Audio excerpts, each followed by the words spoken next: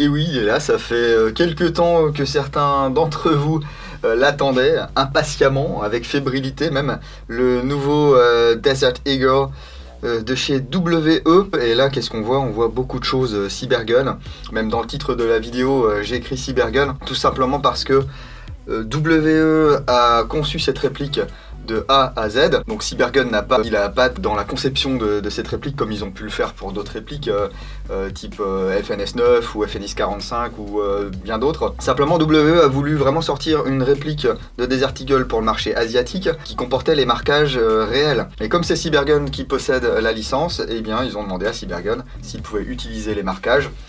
Et du coup, ça a enclenché un processus de branding. Du coup, on se retrouve avec effectivement un Desert Eagle estampillé Cybergun. Donc c'est une réplique qui n'est pas encore disponible en Europe à l'heure où je vous parle. Enfin, elle n'est même pas disponible hors Asie pour l'instant. Alors j'ai demandé à Cybergun s'ils avaient des infos sur la disponibilité, sur le prix, quand est-ce qu'on allait avoir ça dans nos vertes contrées. Ils savent pas. Voilà. Pour l'instant, apparemment, WE est un petit peu gourmand sur le prix. Il faut savoir que j'ai acheté cette réplique en Asie pour 130 $, alors sans compter les frais de port, la douane, etc. hein. Ce qui fait que, vu les marges, les taxes et tout qui sont pratiquées, et bien si par exemple cette réplique est vendue 80 ou 90 € à Cybergun, je pense qu'on pourra retrouver ça dans les boutiques à bien plus de 200 €. Voilà. Mais après, je suis pas devin, hein. Si ça se trouve, ça sortira peut-être à 170 ou 180 balles ou peut-être 150, enfin 150, j'y crois pas. Hein. Je vous le dis tout de suite. Mais bon, voilà pour cette digression concernant l'éventuel prix de cette réplique en France. Hein. Alors, on peut remarquer qu'on a droit au nouveau visuel, à la nouvelle charte de chez Cybergun, c'est-à-dire des boîtes un petit peu plus sobres qu'auparavant, avec ici une représentation de la réplique à l'échelle 1. On va voir également le logo de chez Magnum Research Incorporated, qui est le développeur initial du Desert Eagle et qui maintenant le fabrique. On peut voir que c'est un Mark 19 en calibre 50 Action Express. Mais on va regarder sans attendre ce qu'il y a dans cette boîte. Bon, déjà, un manuel d'utilisation. Alors attendez, c'est vrai qu'on m'a dit que on voyait pas grand chose sur les blancs là sur mes vidéos. La lumière c'est la vie, mais ouais, quand les blancs sont cramés, c'est un petit peu chiant. Donc voilà, c'est un manuel d'utilisation édité par Cybergun. Donc ici vous avez la distribution, donc Cybergun aux États-Unis, donc Palco Sport, avec toutes les garanties pour USA, Canada et Amérique. Hein. Et puis ici, pour les pays européens, donc tout ce qui est garantie, etc. Donc lisez ce manuel lorsque vous recevez la réplique, ça vous permettra de savoir comment régler les hop-up, etc. Bien que j'espère que vous serez à même de le faire après avoir regardé cette vidéo. Ensuite on a un chargeur assez massif. Hein. Bon, il faut dire qu'il va falloir mettre 7 cartouches comme ceci à l'intérieur. Donc voilà, là c'est un peu compliqué. C'est un chargeur qui peut contenir jusqu'à 27 billes. Chargeur gaz donc, hein. Vous allez faire le plein ici par le bas. Alors il n'y a pas possibilité de savoir combien de billes il nous reste, voilà, et il va falloir charger ici par le dessus, la valve de percussion. Alors les chargeurs supplémentaires sont à 26 $ en Asie, voilà, ça reste correct hein, pour un gros chargeur comme ça. On peut voir ici le système d'arrêtoir en fin de tir. Et puis il est là, voilà, vous lorgnez dessus depuis tout à l'heure, donc c'est la version noire, pour l'instant la version silver n'est pas sortie encore, elle n'est pas disponible. Ça ne saurait tarder. Moi j'étais pas forcément fan du bling bling de la version silver, donc j'ai sauté sur le noir. Ah, on a également un BB loader, donc c'est typique de chez WE. Donc bon, ce genre de truc, ça peut vous dépanner hein, si vous avez vraiment rien d'autre, mais je préfère un BB loader classique. Hein. Et voilà ces fameux Desert Eagle. Alors c'est rigolo parce que le Desert Eagle c'est quand même un des flingues peut-être les moins pratiques au monde. C'est franchement c'est trop gros. Ça c'est bien à la limite si vous voulez stopper un véhicule hein, en pleine course. Hop, voilà, on va mettre le petit pélo ici. Hein, bien sûr c'est un faux. Hein. Du coup c'est pas forcément une arme qui est prisée par les tireurs sportifs, ni par les forces armées ou la police. Hein. Le nombre de forces armées et de police qui utilisent le Desert Eagle Dans le monde, ça se compte sur les doigts d'une main et encore. Hein. C'est donc une arme qui a été développée au début des années 80 par MRI, donc Magnum Research Incorporated, qui se situe aux USA. Et dès le départ, donc à partir de 1982, me semble-t-il, la production a été confiée à IMI en Israël. Donc IMI, Israel Military Industries. Alors je vous dis une bêtise, je crois que ça a été commercialisé à partir de 1981, hein, le Desert Eagle. Donc production israélienne qui était chambrée en 357 Magnum, voilà, donc un petit peu plus petit. Hein. Et puis ensuite on a eu du 44 Magnum, voilà, et le calibre 50. Donc vous voyez, du plus petit au plus gros là. Bon, c'est quand même des beaux suppos. Hein. Donc il y a eu la version Mark 1, la version Mark 7 et cette version qui est la version Mark 19. IMI a construit des Desert Eagle jusqu'en 1995. Ensuite, la production est repartie aux États-Unis chez MRI, donc de 95 à 98. C'est reparti en Israël pour ensuite revenir aux États-Unis. Alors, effectivement, les Israéliens ont fabriqué beaucoup de Desert Eagle, mais c'était pas une arme qui a été développée à la demande de l'armée israélienne. Hein. Donc, en définitive, pourquoi répliquer une arme qui n'est pas vraiment utilisée, eh bien, que ce soit par les tireurs sportifs ou même par les forces armées? Bah, tout simplement parce que dans les années 90, on a commencé à voir du Desert Eagle dans tous les films d'action, dans tous les jeux vidéo. Il apparaît dans plus de 500 films maintenant, il apparaît dans beaucoup de jeux vidéo. Bah, tout simplement parce que c'est le flingue badass par excellence. Hein. La taille du truc, enfin, ça permet de compenser aussi, je veux dire, quand on a un méga gangster et tout, avec un petit zizi, et ben avoir un gros flingue comme ça, c'est assez énorme. Et puis le fait que ça tire aussi des bastos hyper imposantes, bah c'est un petit peu le fantasme d'avoir la puissance, même si bon, sans maîtrise, la puissance n'est rien. Enfin, si vous voulez mon avis, je préfère avoir 17 bastos de 9 mm que 7 de calibre 50. Mais nous on est là pour une réplique d'Airsoft, donc on va tirer, hop, des billes de 6 mm. Donc grâce à ce partenariat entre W et PC Bergen, on va avoir tous les marquages de la version MRI. Voilà, donc ici le calibre, les marquages. Ici sur la crosse, on va avoir également le logo de MRI. Donc c'est une crosse avec des plaquettes en plastique. Vous voyez, ça fait le tour ici. Les marquages. Un numéro de série ici. Et puis voilà, on retourne aux États-Unis. Alors je vous le disais, c'est une réplique qui est très imposante. Ça mesure 270 mm, ça pèse 1342 grammes.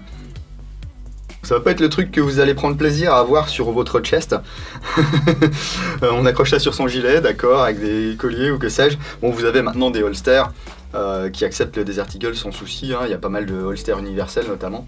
Chez TMC par exemple, ou alors le futur holster universel que sortira bientôt Cybergun par l'intermédiaire de Swiss Arms, il me semble. Hein. Donc là on a vraiment plaquettes en plastique, réplique entièrement en alliage, en métal, avec une culasse mobile, ici cette partie qui va reculer, et un bloc avant qui va rester immobile. Hein. Alors, ils ont bien travaillé WE parce qu'ils ont fait un Desert Eagle avec une course réaliste, contrairement au modèle Tokyo Marui par exemple, qui ont une course un petit peu plus faible, ici avec l'arrêtoir de culasse. Voilà. Comme mon chargeur est vide ici, et eh bien ça actionne la pièce. Voilà, alors qu'ici ça claque un peu, ça a l'air lourd, hein. Je sais pas si on aura un kick super sec avec cette réplique, on verra ça tout à l'heure. Alors on peut voir également qu'il y a un gros cran de sûreté qui est ambidextre. Donc, ici, là, voilà, s'il est actionné, je ne peux pas tirer. Voilà, le marteau ici à l'arrière, et puis ce qui est sympa c'est que WE a mis ici un faux percuteur monté sur ressort, comme ils font maintenant sur leur modèle de 1911. Vous avez ici donc sur ce modèle Mark 19 un rail Picatinny sur le dessus. Alors je ne sais pas si ça existe en airsoft, mais pour la vraie arme, il y a un support ici spécifique au Desert Eagle pour pouvoir mettre une lunette si vous voulez. Ici on peut voir les organes de visée, donc à l'avant, à l'arrière.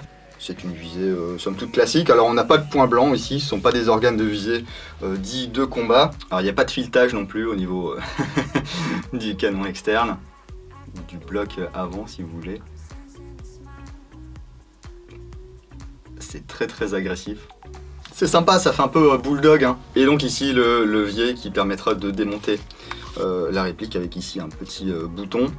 Le bouton d'éjection du chargeur ici qui est assez minuscule comparé au reste de la réplique. Vous voyez, tout est gros, sauf ici on a un mini bouton. Alors il fonctionne bien, hein, c'est le principal. Alors ce qui me perturbe un peu sur cette réplique, c'est l'aspect, la peinture. Alors je ne sais pas si c'est la peinture ou si c'est en dessous l'alliage, mais c'est très granuleux. Voilà, on n'a pas un aspect genre bronzé ou traitement d'acier comme on pourrait avoir sur une vraie arme. Là on a plus l'impression d'avoir affaire à un custom genre aérographe Fokker là en céracote. Alors c'est pas hyper choquant, mais pour le coup c'est pas forcément très réaliste, hein. Enfin, j'ai eu la chance de pouvoir tripoter quelques Desert Eagle et ils étaient vraiment lisses, traités, etc. Ouais, je sais pas pourquoi ce choix de peinture. Alors par contre, elle va peut-être être un petit peu plus résistante que ce que faisait W jusqu'à présent. Ça, je vous le dirai lors de la review complète sur l'entre-le-bloc, parce que du coup, je vais tirer pas mal avec cette réplique avant de vous faire la review complète. Ici, on peut voir le nozzle. C'est bien parce que ça réplique la tête de culasse en fait d'un vrai Desert Eagle, hein. C'est très sympa. Et du coup, à l'avant ici, vous allez avoir le bloc hop-up. C'est assez similaire à ce qui se fait sur les M4, HK416 et tout de la marque, avec ici la petite vis de réglage. Alors la clé Allen n'est pas fournie, il s'agit d'une petite clé comme ça, je sais pas, ça doit du 1 ou du 2, voilà. Donc on va insérer ici, et puis on va pouvoir tourner, serrer, desserrer pour ajouter ou retirer du hop-up. Je vais mettre un peu de gaz dans le chargeur, on va voir comment ça kick, hein.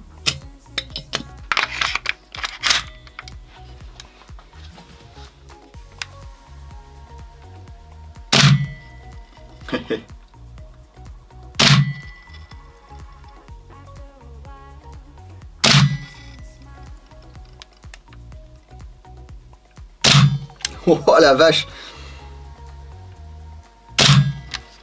Ouais, alors ça kick, c'est pas le kick le plus monstrueux sur un GBB, hein. On pourrait croire parce que effectivement c'est massif.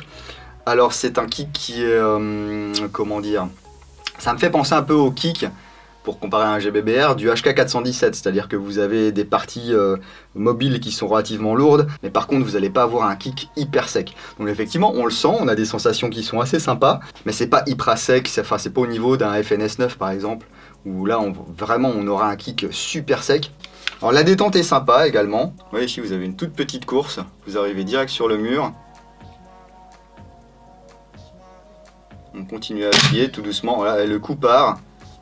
Une fois que le coup est parti, il n'y a pas d'over travel. Vous revenez. Le reset est assez court. Par contre, il est pas hyper franc, hein.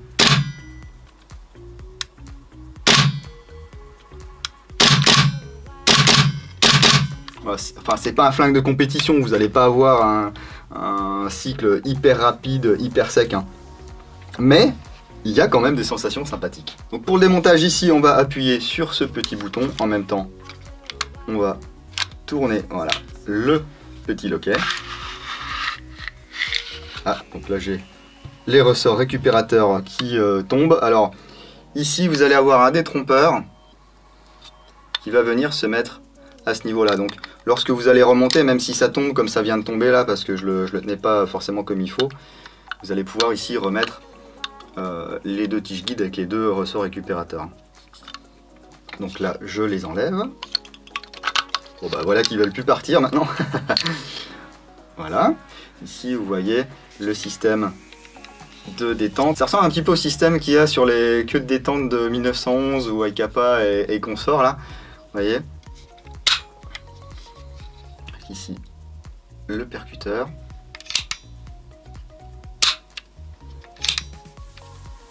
L'intégralité est en alliage, hein. Vous n'avez pas de pièces en acier ici. Peut-être là, non même pas. Non, Tout est vraiment en alliage sur ce Desert Eagle.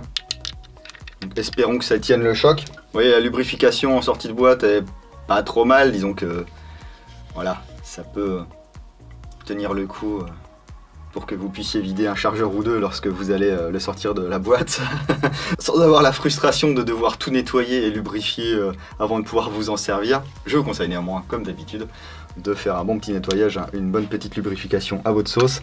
Alors ici, l'énorme glissière, culasse, ce que vous voulez, qui va ici se séparer en deux. Voilà, donc à l'avant vous avez un petit piston là, hop, ça se défait. Le bloc hop-up ici, et alors pour le démontage c'est extrêmement simple, vous avez ici une goupille, vous la chassez, alors attention elle a un sens, hein. Il y a des petites cannelures d'un côté, donc commencez pas à taper du côté des cannelures, sinon soit vous n'allez pas réussir à sortir la goupille, ou soit vous allez un petit peu tout chibrer à l'intérieur. Donc bah je vais le faire, voilà, tant qu'on y est. Je sais bien que je fais pas trop ce genre de démontage habituellement sur les vidéos de présentation, mais bon. Là on est sur une réplique que vous attendez quand même depuis longtemps les gars. Donc vous voyez, la goupille a sauté. Il suffit maintenant de faire sortir le bloc hop-up et le canon externe.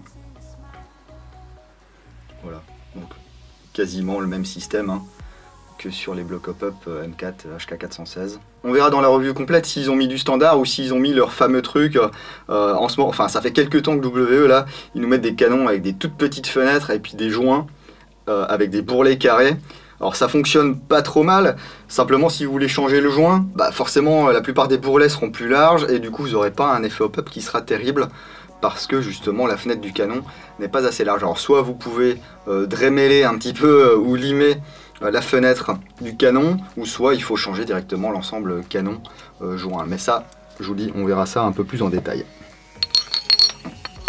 Ici on va pouvoir remettre l'ensemble.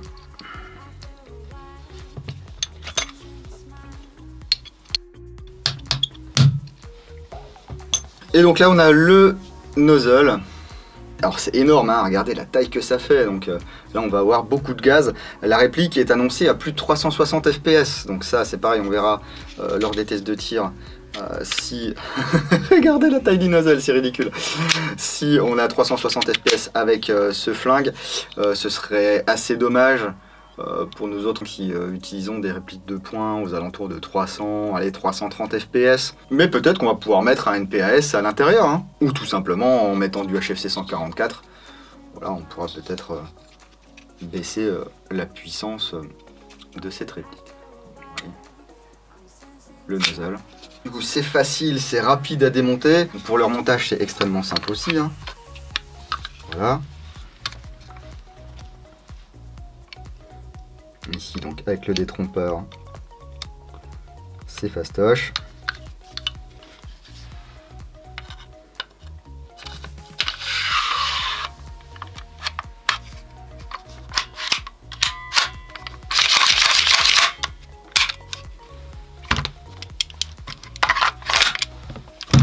Et voilà le travail. Franchement là je suis assez content de mon achat parce que pour 130 $, j'ai une jolie réplique de Desert Eagle. Alors jolie réplique, certains vont me dire ouais mais t'as vu la peinture, elle est granuleuse et tout. Franchement moi c'est pas le genre de truc qui me perturbe. Si vous voulez que la peinture soit granuleuse, je m'en fiche un petit peu. Si elle dure 3 jours, une fois que je l'aurai amené sur le terrain, là je serai un petit peu plus chafouin. Vous voyez là sur le dessous on peut déjà voir qu'il y a des marques. Alors je ne sais pas d'où viennent ces marques, ce que c'est. Mais bon, WE n'est pas reconnu et connu pour la qualité de ses peintures, ça peut toujours changer. Hein. Les interrogations que je me pose c'est est-ce qu'on va pouvoir tirer les 27 billes du chargeur avec la charge de gaz proposée, parce qu'on a quand même, je vous le disais, un nozzle qui est assez imposant, donc on va avoir une consommation de gaz qui je pense sera assez importante. Est-ce que ça va tirer droit? Mais bon, vu le système de hop-up, franchement je suis relativement confiant. Ce qui peut se passer en général, c'est que il faudra directement utiliser des billes assez lourdes dans cette réplique de Desert Eagle. Je pense qu'avec du 0,20 ou 0,25 vous allez peut-être galérer à régler le hop-up assez finement, or qu'à partir de 0,28, 0,30, voire peut-être 0,32 ou 0,36, hein, qui sait, là on aura le plein potentiel de cette réplique. Mais ça n'est que conjoncture, je vous en reparlerai bien sûr très bientôt plus en détail. En tout cas, n'hésitez pas à me dire ce que vous pensez de cette réplique dans les commentaires. Là. Est-ce que vous-même vous l'avez acheté et déjà reçu? Est-ce que vous l'avez utilisé en jeu? Est-ce que vous en êtes content? Est-ce que vous avez eu des casses déjà? Ou est-ce que vous trouvez que c'est une bonne réplique? Est-ce que vous avez déjà tout démonté pour upgrader? Quel type de holster vous utilisez pour cette réplique aussi? Ça peut être intéressant. Hein. N'hésitez pas à poser un petit like, ça fait toujours plaisir. Un petit dislike si vraiment vous n'avez pas été satisfait de cette vidéo. Là, je vais vous laisser sur le 360 et puis on se dit à bientôt dans l'Entre-deux-Dingo. Bisous.